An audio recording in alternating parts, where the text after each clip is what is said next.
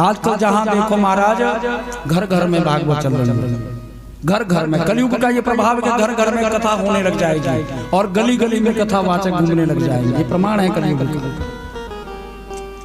घर घर में कथा हो रही है। आज कहीं चले जाओ, जिसकी कोई सामर्थ्य नहीं वही भागवत करा रहा है।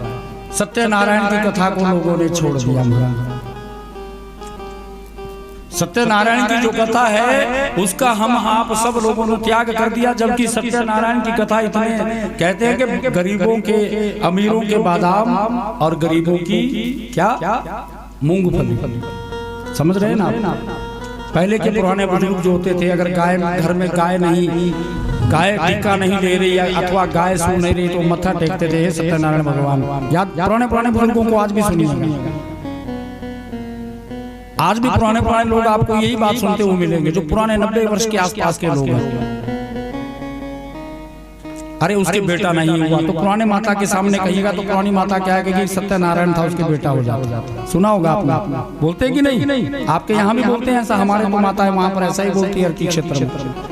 तो पुराने लोग क्या कहते हैं? सत्यनारायण था उसके बेटा हो जाता। 2 बेटियां हो गई, सत्यनारायण था उसके और बेटा पैदा हो जाता तो अच्छा।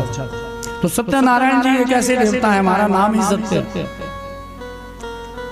तो जब हम उस कथा को भूल गए, 6 महीने में एक बार वो कथा होती थी। पहले होती थी कि नहीं?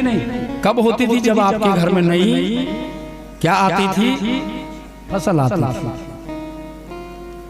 और अभी भी आपको कुछ लोग ऐसे मिलेंगे तो वो लोग सत्यनारायण की कथा मानते हैं, छोटा सा भी काम फंस जाता है किसी का। क्योंकि सत्यनारायण जो कथा है वो 4 वर्णों पर आधारित है। मैं आपको